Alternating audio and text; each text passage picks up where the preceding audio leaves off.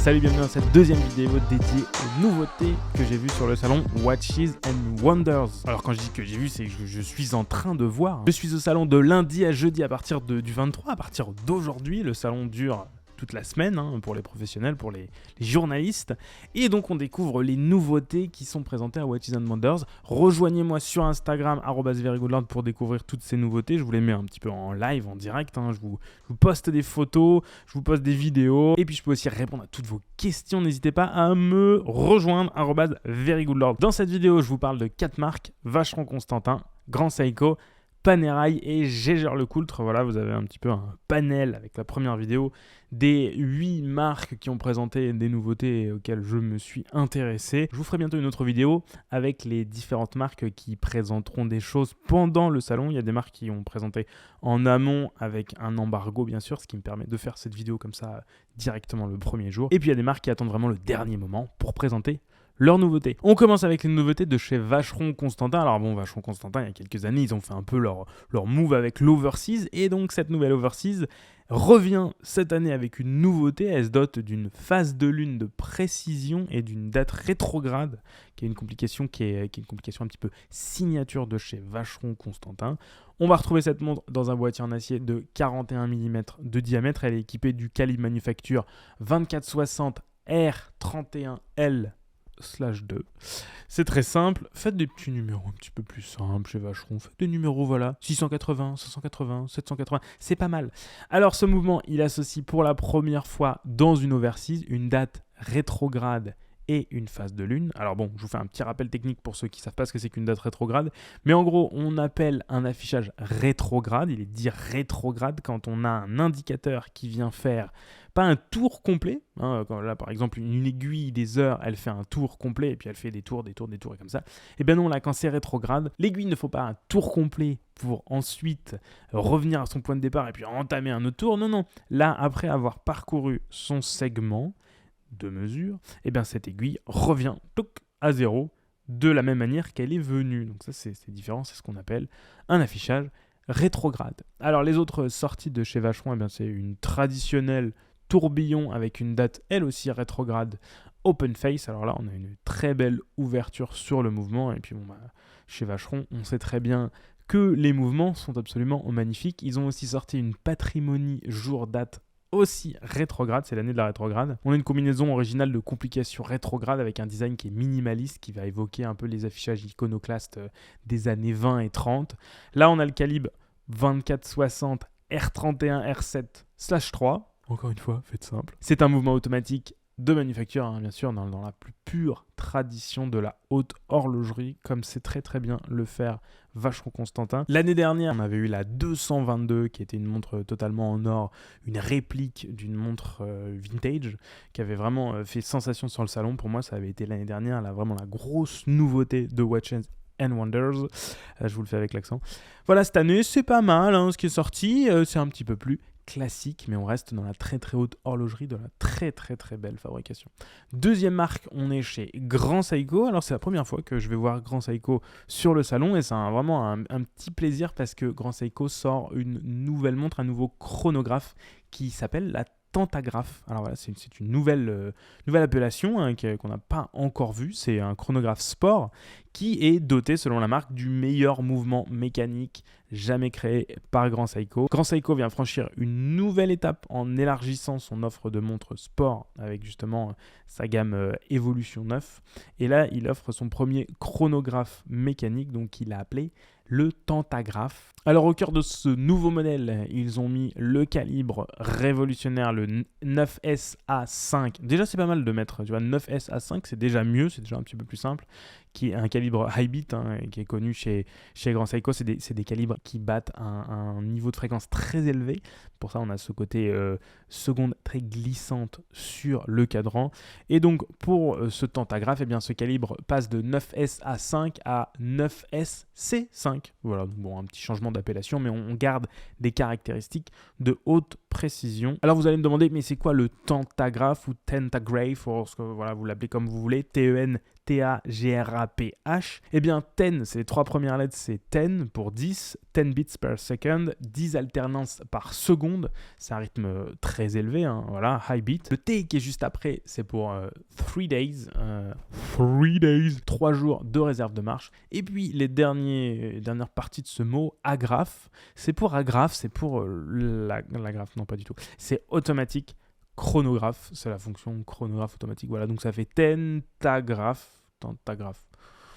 C'est un peu alambiqué comme truc, mais bon, on est d'accord, ok. Ça, au final, ça fait un mot sympa. Alors, comme d'habitude, chez Grand Seiko, bien sûr, rien n'est laissé au hasard, hein, bien sûr. Comme d'habitude, voilà, c'est Grand Seiko, c'est l'excellence parfaite. Tout est extrêmement bien léché, aussi bien dans le design que dans les finitions. On a des aiguilles qui sont des aiguilles puissantes, avec des index proéminents, recouverts de Lumi-Bright. On a une parfaite lisibilité de l'heure, même dans la nuit.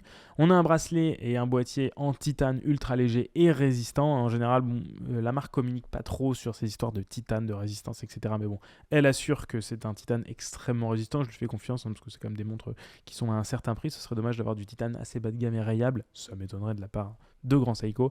On a des poussoirs de forme convexe qui viennent faciliter l'utilisation de la fonction de mesure du temps écoulé. Et puis voilà, des finitions qui vont bien entendu au-delà de la perfection avec Grand Seiko. On a un polissage made in Grand Seiko, le polissage Zaratsu, qui est un polissage avec une finition miroir qui est la plus parfaite au monde. Le chronographe, quant à lui, comporte un sous-cadran des secondes courantes à 3 heures, un compteur de 30 minutes à 9 heures et un compteur des 12 heures à 6 heures. Le cadran lui présente un motif qu'on connaît très bien, c'est le motif Mont Iwate, qui est caractéristique de Grand Seiko puisqu'il s'inspire des contours qui sont striés de la montagne qui est visible à travers les fenêtres du Grand Seiko Studio Shizukuishi, où cette fameuse tentagraphe et toutes les autres montres d'ailleurs mécaniques de Grand Seiko sont assemblées à la main, ajustées parfaitement à la perfection. Voilà, Grand Seiko, je ne vous fais pas l'article, hein, c'est une marque magnifique, je pense que c'est une de mes prochaines acquisitions, qui sait. N'hésitez pas, Grand Seiko, si vous voulez que je vienne visiter la manufacture et que je vois ce mont, ce sera avec grand plaisir. La troisième marque, Panerai. Alors Panerai, eux, ils mettent à l'honneur leur montre phare, ils n'ont pas non plus un milliard, mais la Radiomir, en ligne de mire, comme dirait Marine, qui a rédigé les articles que vous pouvez retrouver d'ailleurs sur Very Good Lord, où vous pouvez lire tous les détails à propos de toutes ces montres qui sont sorties pendant le salon Watches and Wonders. Donc la marque vient revisiter ses Radiomir avec tout d'abord la Radiomir California. Alors rien à voir avec la Californie, enfin bon, presque pas, mais en tout cas c'est un cadran California qui est mis sur cette montre. Alors c'est quoi un cadran California? Eh ben, c'est un cadran qui est un cadran de forme ronde qui va se distinguer par un mélange d'index de chiffres arabes et de chiffres romains. Alors les chiffres romains, eux, sont disposés en haut, hein, de 1, 2, 10 et 11 heures, et les chiffres arabes, eux, sont sur la partie basse, 4, 5, 7 et 8 heures. Donc voilà, ça va permettre en fait d'avoir une lecture du cadran qui, peu importe où vous êtes dans le sens où vous êtes, vous savez très très bien ce qui est au nord et ce qui est au sud, ce qui est en haut, ce qui est en bas. Alors pour la petite histoire, à la base, c'était un peu l'idée, c'est à Rolex qu'on doit la configuration California, cette configuration particulière du cadran. Alors elle ne s'appelait pas California à l'époque, hein. À l'époque, c'était un cadran qui avait été développé par Rolex, déposé et protégé par la marque en 1941 pendant la guerre. Et le cadran avait été nommé Error Proof Radium Dial. Donc en fait, c'était pas du tout le cadran California, mais le cadran a été appelé California plus tard. Voilà, c'était une petite histoire très intéressante. Donc en tout cas, Panerai a sorti cette Radiomir California PAM 01349 et c'est une première pour le cadran California chez eux qui vient adopter une taille de 45 mm. Bon, ben voilà, traditionnellement, c'est 47 mm. Là, ils ont un petit peu réduit.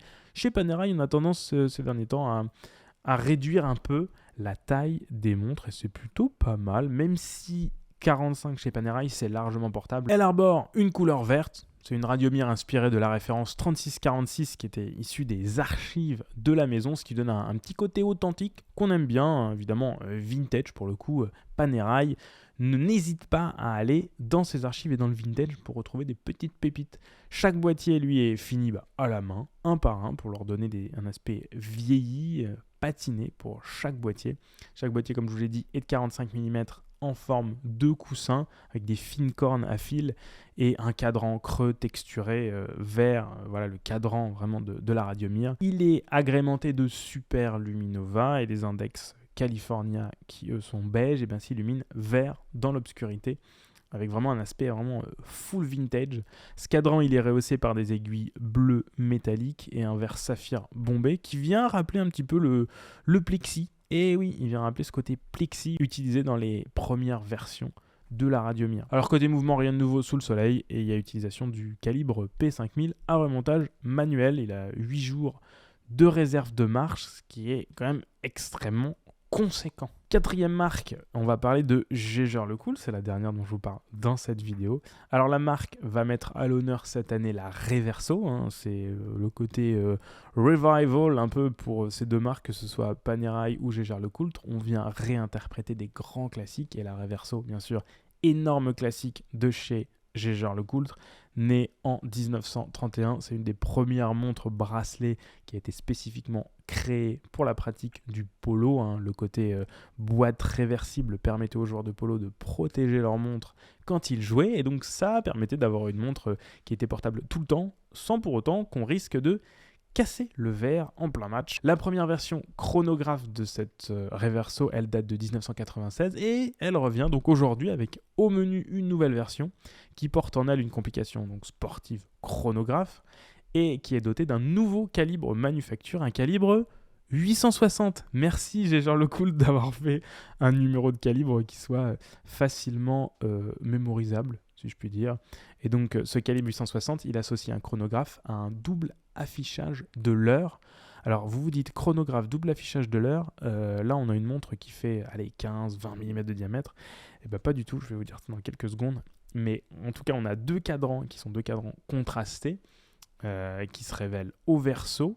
Donc on a vraiment un cadran des deux côtés, mais comme on ne change pas une équipe et un modèle qui gagne, il s'agit bien vraiment d'une Reverso. On a une boîte réversible. Au recto, on a un cadran soleillé de la montre qui affiche les lignes emblématiques de la Tribute, avec aiguille dauphine, minuterie, chemin de fer, et lorsqu'on la regarde, rien ne laisse présager toute la complexité qu'il va y avoir dans cette montre. Petit indice quand même, sur le flanc, on observe bien deux poussoirs qui sont de chaque côté de la couronne de remontoir. Ça veut bien dire qu'il y a un petit truc qui se trame, donc ça veut bien dire qu'on a un chrono. Il y a deux versions pour cette Reverso Tribute chronographe. On a une version acier et une version or rose qui sont respectivement montées sur un duo de bracelets à la fois bleu foncé et noir. Pour la version acier, elle est équipée d'un cadran d'une couleur un petit peu subtile, un cadran gris-bleu. Et puis pour la version or rose, là on a un cadran noir qui est un cadran éclatant et qui vient créer un joli et surprenant contraste. Au verso, là pour le coup, on a la magie qui vient opérer, on a un cadran entièrement squeletté. Et puis ce cadran, il permet de révéler tout le mécanisme du chronographe qui lui est extrêmement complexe. Et lorsqu'on s'attarde sur ce qui se joue sous nos yeux, on voit des index facettés, une minuterie chemin de fer, avec un second affichage de l'heure qui lui semble flotter vraiment au-dessus du calibre. Et je trouve ça vraiment magnifique sur ce calibre. Alors ce calibre 860, on sait que Jaeger-LeCoultre est vraiment expert dans la création de calibres. Ce calibre 860, il vient de chez Jaeger-LeCoultre, il sort des ateliers de Jaeger-LeCoultre, et c'est un calibre chronographe intégré, un remontage manuel bien entendu. Ce qui est bluffant, c'est que bien que le mouvement soit complexe et qu'il n'y ait pas moins de 300 composants pour fabriquer ce mouvement respecte pourtant fidèlement la finesse de la Reverso. Il vient se loger dans une boîte de moins de 12 mm d'épaisseur. Je ne sais pas si vous vous rendez compte. Alors l'hommage au polo et aux origines sportives de la Reverso, ils vont jusqu'au bout, jusque dans le bracelet, puisque chaque montre est proposée avec un jeu de 2 bracelets bimatières, toile et cuir, qui sont conçus, si vous suivez un petit peu l'histoire de Jaeger-LeCoultre ces dernières années, par le célèbre bottier de polo argentin, Casa Faleano.